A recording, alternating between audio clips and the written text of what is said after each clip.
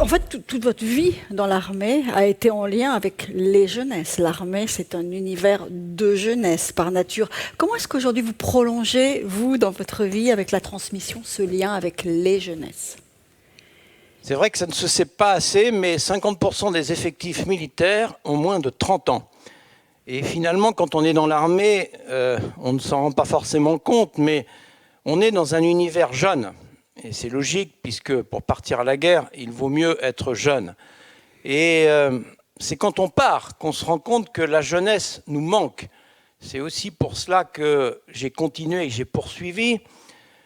Et puis, quand on réfléchit au service de notre pays, à la transmission vis-à-vis de notre pays, on commence par la jeunesse. Parce que si l'on voulait réparer notre pays, tout commence par l'éducation. Dans l'armée, on le sait bien, c'est dans les premières semaines, dans les premiers mois, que l'on donne les fondamentaux comportementaux, les fondamentaux militaires. Donc il faut recommencer, à mon avis, par la jeunesse. Et donc vous-même, personnellement, comment est-ce que vous entretenez aujourd'hui ce lien? Alors vous donnez des cours à Sciences Po, hein, j'ai vu ça, vous êtes également en relation avec des jeunes défavorisés dans des cités. C'est ça votre lien avec la jeunesse aujourd'hui? Ça s'exprime comme ça? Toute la jeunesse, effectivement. J'ai un cours tout à l'heure à 19h15 à Sciences Po. Oui. C'est pas exactement la même jeunesse que celle que je côtoie au Muro. Non. Pas les mêmes préoccupations. Mais il y a quelque chose en commun? Il y a quelque chose en commun entre elles? Il y a une chose en commun, en tout cas, qui est finalement un signe d'espérance, de mon point de vue, c'est qu'ils ont soif. Je ne pense pas que la génération des cadras d'aujourd'hui avait, quand ils avaient 20 ans, autant soif. Finalement, c'est l'avantage de la situation actuelle. On est descendu assez bas. Ils n'ont plus de point d'ancrage. Ils n'ont plus de colonne vertébrale, pour l'essentiel d'entre eux. Et ils se rendent compte, comme par anticorps, qu'il faut quelque chose de grand dans la vie pour être heureux. Et ils ont cette soif. Alors la question, c'est de leur donner le bon breuvage. Parce qu'ils peuvent partir, soit du côté des caïds, soit des islamistes, soit des idéologies à la mode, et il y en a beaucoup aujourd'hui. Et donc, il faut leur donner cette colonne vertébrale de valeurs qui fait que l'institution militaire aujourd'hui, dans notre pays, est pratiquement celle qui se porte le mieux. En tout cas, c'est l'impression que j'ai maintenant, après plus de 6 années dans la société civile. Qu'est-ce qui explique, à vos yeux, cette absence ou cette rupture de la colonne vertébrale, justement?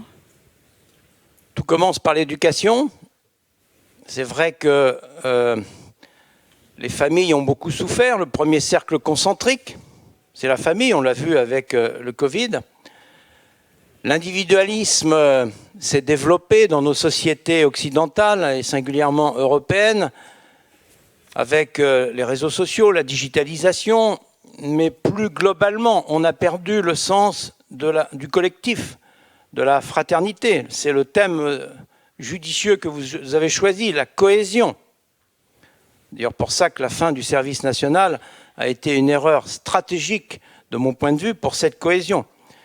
Et puis, les jeunes sont confrontés aujourd'hui aussi à une accélération fulgurante du temps qu'ils ont du mal à gérer. Ma génération n'a pas eu ça comme difficulté. On est dans le temps très court, ils sont dans le zapping. Le portable est devenu insupportable pour eux finalement. Ils l'ont à la main en permanence, mais ils n'arrivent pas à le gérer.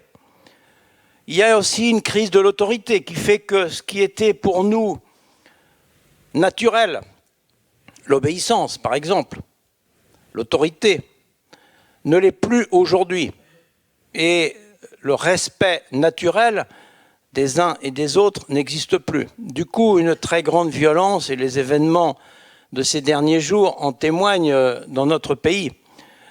Tous ces facteurs, finalement, donnent aux jeunes un sentiment qu'il est un peu seul au monde face à d'énormes difficultés. Et puis, il y a un autre facteur, c'est la simultanéité des crises. Aujourd'hui, je ne parle pas de la crise sanitaire, mais qui a été quand même dévastatrice pour beaucoup de nos jeunes, qui se sont retrouvés seuls. La crise géostratégique que nous vivons est très angoissante pour la jeunesse aujourd'hui. On voit bien que les plaques tectoniques ne tiennent plus et que les stabilisateurs automatiques, pour l'essentiel, mis en place à la fin de la Deuxième Guerre mondiale, sont en grande difficulté.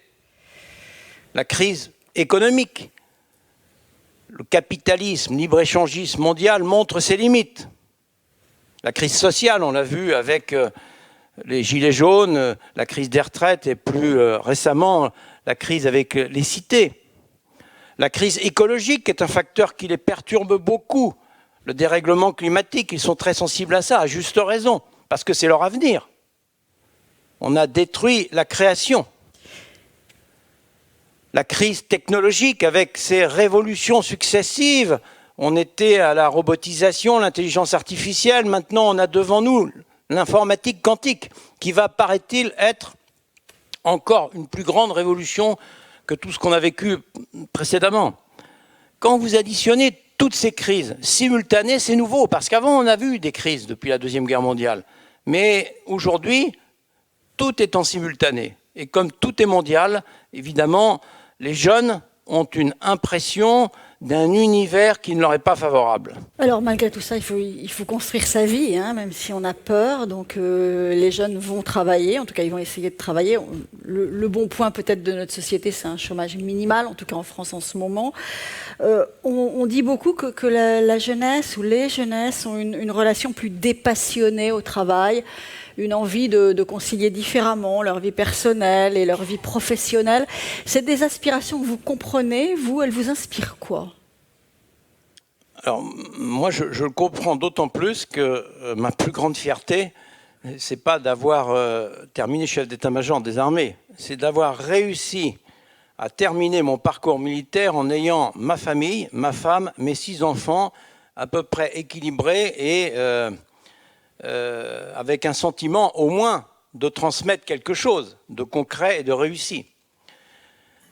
Cet équilibre entre la vie privée et la vie professionnelle aujourd'hui est très difficile. C'est une des raisons d'ailleurs pour lesquelles beaucoup de gens ne veulent pas prendre de responsabilités aujourd'hui, parce que c'est très difficile de diriger, ne serait-ce qu'en termes de disponibilité. Et les jeunes, finalement, ils sont un peu terrassés par leur propre envie des réseaux sociaux, des mails, des SMS, etc. Et le travail chez eux est devenu finalement ce qui leur procurera le loisir. Le loisir est devenu central dans notre société. Nous, le travail était central et il permettait d'obtenir le loisir. Je crois qu'il y a eu une inversion. Alors, c'est le miracle de l'armée, c'est qu'on arrive quand même, avec cette jeunesse, à leur montrer que quand on travaille, c'est la source du bonheur et que la détermination, le courage du temps long, le sens de l'effort, s'élever par l'effort, c'est ce qu'on leur apprend, eh bien, c'est ce qui rend heureux.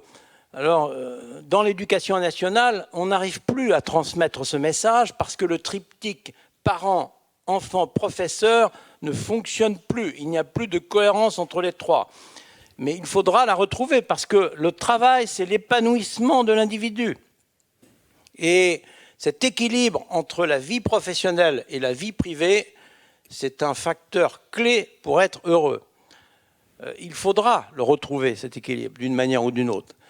Je vois beaucoup de dirigeants de tout type, des entreprises, des dirigeants dans l'éducation, dans les associations, dans les clubs de foot, partout, et les dirigeants politiques.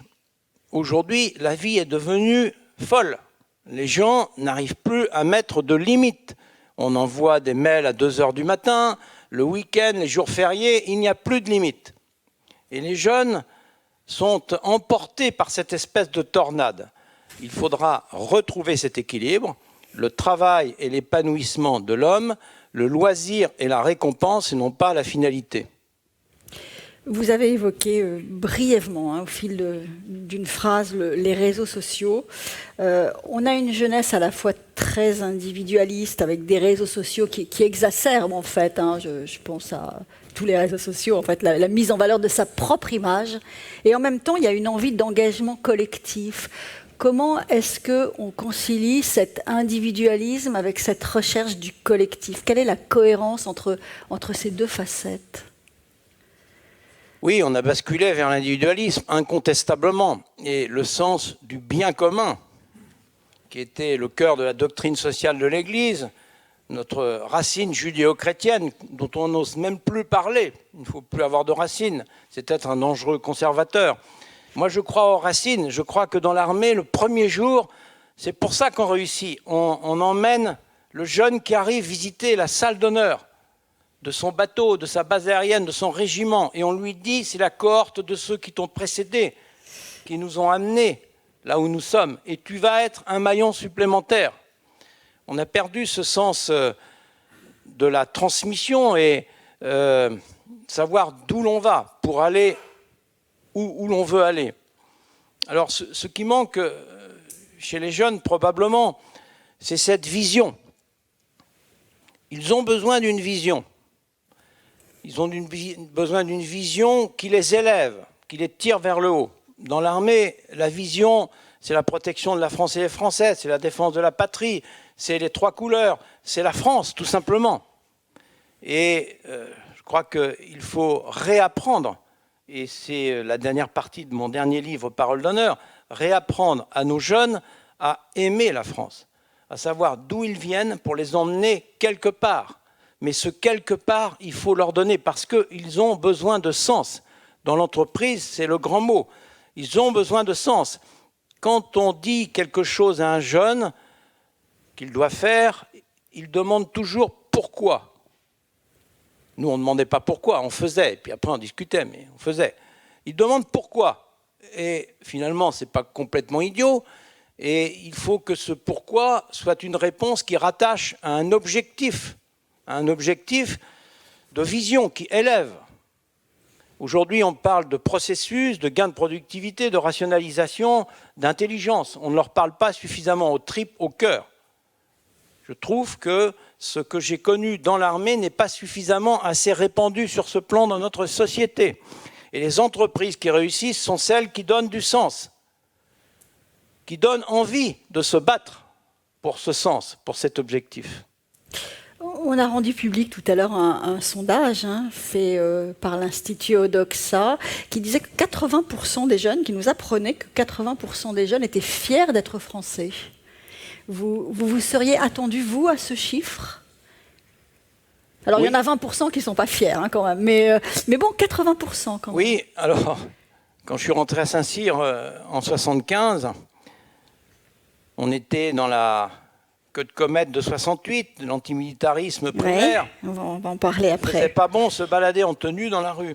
Ouais. Aujourd'hui, quand je suis parti en 2017, l'armée est devenue une référence. Depuis 6 ans, ça n'a cessé d'augmenter. Et c'est quand même un bon signe, ce retour du patriotisme. Ça m'inquiète quelque part parce que quand on se soucie de l'armée et que l'armée redevient un signe visible, c'est généralement qu'on n'est pas loin du chaos. Parce que l'armée, c'est quand même l'appel face au chaos. En tout cas, c'est la culture française. Et comme le chaos, c'est la culture française de la révolution et de la rupture, on ne sait pas évoluer en dehors de rupture, ça m'inquiète un peu. Mais le point positif, c'est qu'il y a un vrai retour de la nation, de la fierté nationale, du drapeau. Et c'est ce qui explique d'ailleurs que nous recrutons et que nous arrivons à fidéliser, bon an, mal an. Je rappelle que les armées recrutent 25 000 jeunes par an, c'est énorme, sur une classe de 800 000. On y arrive précisément pour ça.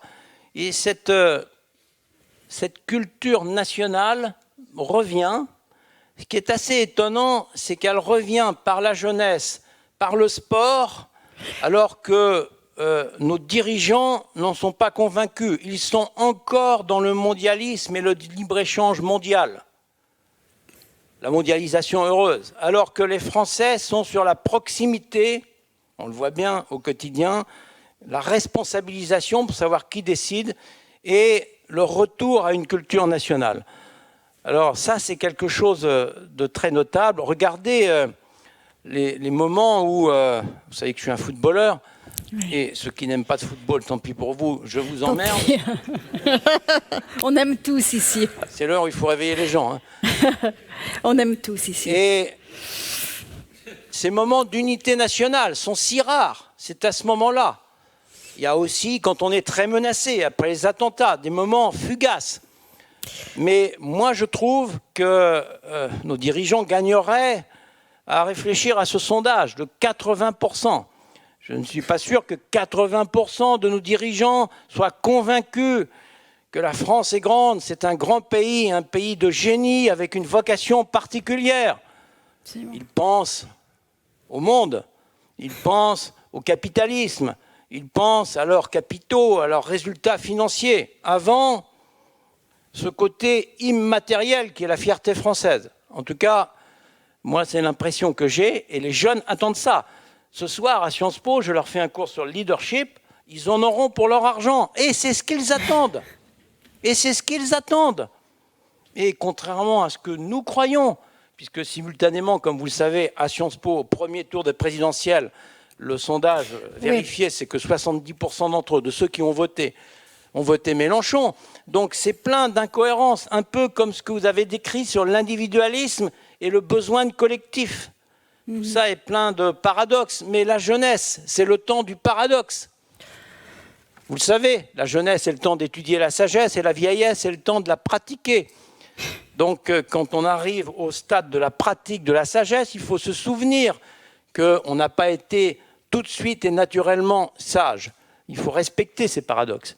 En tout cas, moi, je suis optimiste sur ce plan, et je pense qu'il faut leur parler de la France, il faut leur parler de la fierté française, de l'amour du drapeau, ils l'attendent.